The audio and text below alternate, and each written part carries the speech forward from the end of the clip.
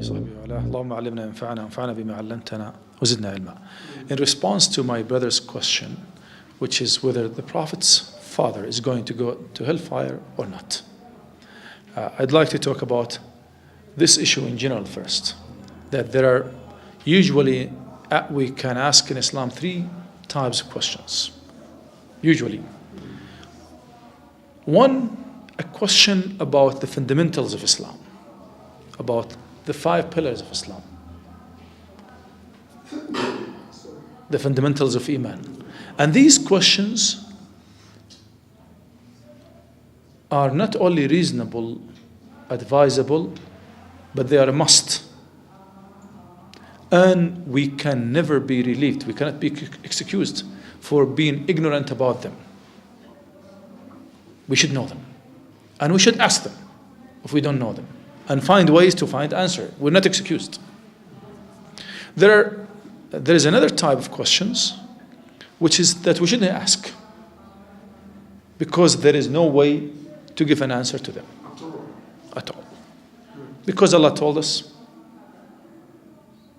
don't even ask about them. And even the Prophet ﷺ said, Shaitan will come to you and say, how does Allah look? Say A'udhu Billah min Shaitan. Because there is no way, if you'd know, it wouldn't be Allah. Anything that you describe and what your vision and your conceptualization could get is not Allah. Because Allah did not give you the capacity in this life to conceive Him, subhanahu. So it's wasting time and we shouldn't do that. There is a third type of questions that we're not going to benefit of, even if we could find answers.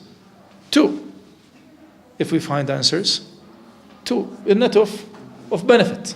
And I think your question will fall in third category. And I'll go to that. It is reported that a man came to the Prophet ﷺ and he said, what's going to happen to my father? He said, if he's not Muslim, he's not going to go to paradise. Okay? He said he became very sad. He said, my father may meet the same destiny. But let's go in details. Okay, some of the times the Prophet ﷺ gives a general answer. There is, for example, Muslims who follow Islam because there is a message that comes to them and they accepted the message.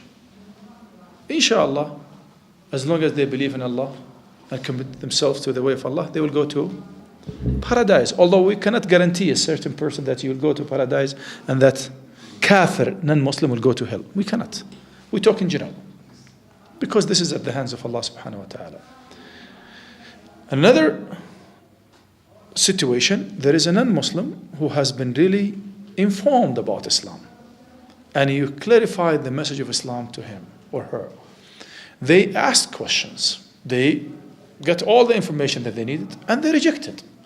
So we expected those people to go to hellfire because they know the truth and they rejected it. And we cannot say this specific man will go to hellfire. We don't know. But anybody who rejects the truth,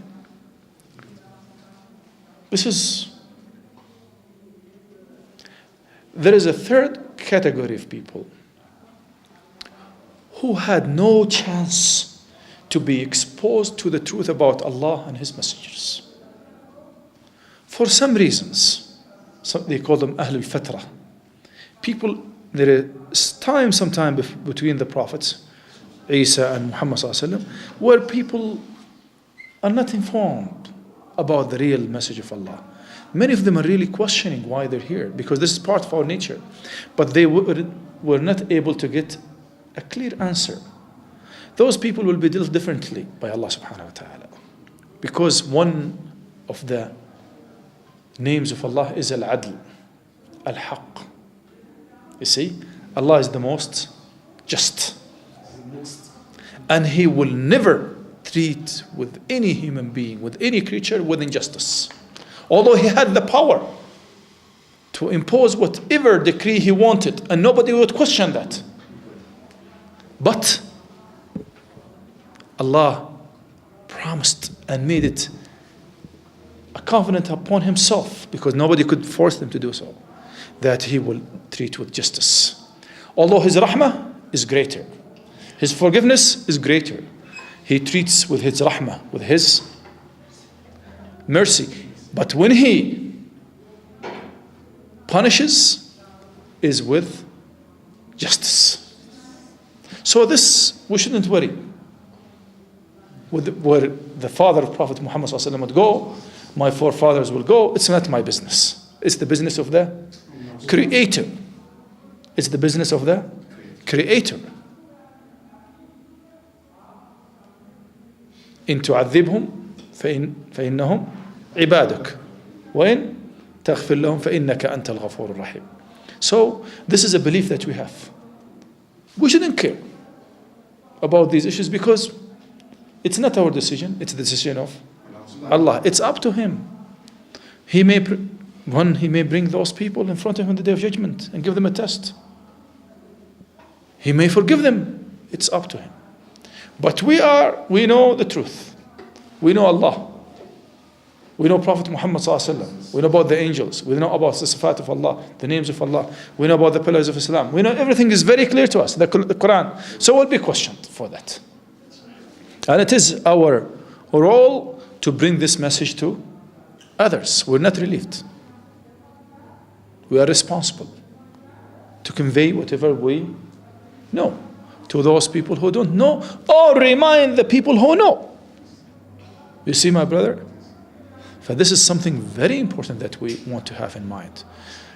The Prophet ﷺ could not give hidayah to his own uncle. He's example for us. He became very sad. You know, Abu Talib brought him up when he was a child, protected him, cared about him. The Quraysh couldn't do anything to the Prophet ﷺ before he died. He went with him to the valley under siege for more than 2 years. He suffered with Prophet Muhammad ﷺ. But because of his attachment to his people, he could not accept the message. And this is why Allah made it clear when the Prophet ﷺ became very sad.